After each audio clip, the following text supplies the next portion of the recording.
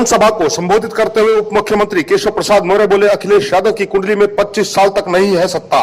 आपको बता दें, उत्तर प्रदेश के मैनपुरी जनपद के किशनी क्षेत्र के शमशेरगंज में लोकसभा उपचुनाव में भाजपा प्रत्याशी रघुराज सिंह शाक्य की चुनावी रैली के दौरान जनसभा को संबोधित करने उत्तर प्रदेश सरकार के उप मुख्यमंत्री केशव प्रसाद मौर्य पहुंचे। अपने संबोधन में उप मुख्यमंत्री द्वारा कहा गया कि उन्होंने एक ज्योतिष को अखिलेश यादव की कुंडली दिखाई थी, जिसमें बताया गया कि 25 साल तक अखिलेश यादव के भाग्य में सत्ता नहीं है। इनके सपा शासन में गुंडागर्दी चरम पर थी, इसलिए अखिलेश यादव हर चुनाव लगातार हारते जा रहे हैं। उप मुख्यमंत्री केशव प्रसाद मौर्य द्वारा कहा गया कि अखिलेश यादव नेताजी के नाम पर जनता से वोट मांग रहे हैं। भाजपा ने हमेशा नेताजी मुलायम सिंह यादव का सम्मान किया है, लेकिन अब नेताजी नहीं रहे हैं। अखिलेश यादव ने भ्रष्टाचार कर अरबों की संपत्ति एकत्र कर ली है, जिसका प्रयोग वे चुनाव में कर रहे हैं। इनका संज्ञान चुनाव आयोग भी लेगा।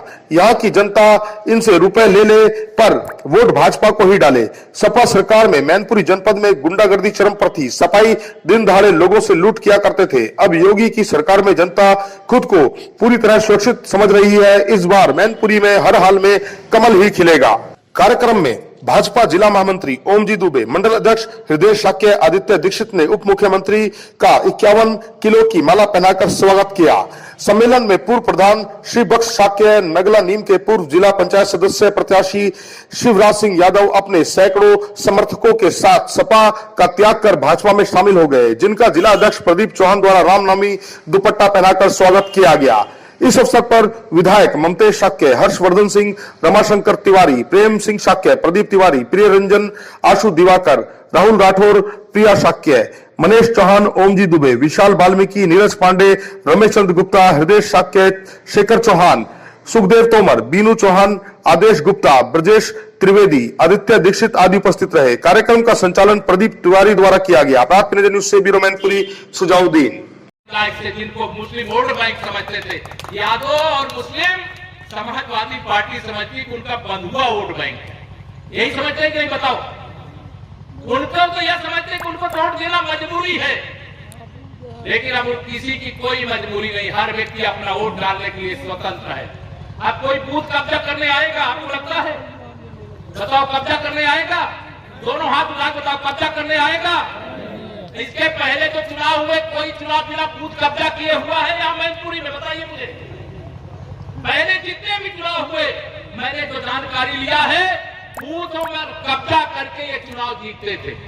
अगर ईमानदारी से वोट पहले भी पड़ जाता तो यहाँ समाजवादी पार्टी, समाप्तवादी पार्टी पहले ही बन जाती। मैं आप सब लोगों को आज यहाँ पर आह्वान और अपील करने के लिए आया हूँ और यह कहने के लिए आया हूँ कि यहाँ से रघुराज जी को आप विजयी बना करके भेजेंगे तो केंद्र सरकार का खजाना, उसका भी हिस्सा मैनपुरी को मिलेगा। यह चुनाव नहीं है, यह आपके उज्जवल भविष्य का एक ऐसा पथ निर्माण होने जा रहा है जिसमें न गुंडागर्दी, न भ्रष्टाचार, न अत्याचार, इसे बाहर निकालने का यह मौका आपके हाथ में आया। हमारी मां की शक्ति भी बैठी, मेरे पत्रकार भी आज यहाँ पर है। मुझे तो खुशी इस बात की हो रही है, जो समाजवादी पार्टी के अध्यक्ष श्री अखिलेश यादव जी अपने भाई के लिए एक दिन भी प्रचार करने आजमगढ़ नहीं गए थे, आज उनको मैनपुरी में गली गली घूमना पड़ा। जो श्री शिवपाल सिंह यादव जी लंबी चौड़ी हाँकते हैं, जो लंबी चौड़ी हाँकते हैं, उनको ये पता है कि आसमां चाहे एक रहे चाहे अलग अलग रहे, कमल का फूल खिलने से रोक नहीं सकते हैं। और मैं आप सबके सामने एक बात और, मुझे अभी धीरे धीरे मंच पे हमारे तमाम वरिष्ठ नेताओं ने बताया कि इन लोगों के पास पैसा बहुत है, पैसा बांट रहे हैं। सही बात है ये? और पैसा बांट रहे तो मेरे भाइयों बहनों, पहले तो चुनाव आयोग इनको बांटने से रोके, उसकी शिकायत की जाएगी। लेकिन अगर पैसा भी दे, ये कोई अपनी जमीन जायदाद बेच करके नहीं दे रहे हैं। पैसा वो आपको ही लूट करके इकट्ठा किए होंगे, वही आपको बांटने का काम कर रहे हैं। रघुराज सिंह शाक्य के पास उतना पैसा नहीं है, लेकिन आपके साथ कंधे से कंधा मिला करके आपके सुख का, आपके दुख का साथी बना रहने की ताकत जरूर है।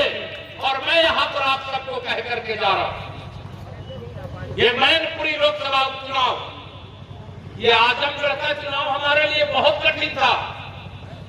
और श्री अखिलेश यादव जी के चच्चा रामपुर मोहम्मद आजम खां के गढ़का लोकसभा चुनाव भी हमारे लिए कठिन था। लेकिन मैनपुरी लोकसभा का चुनाव हमें कठिन नहीं लगता है।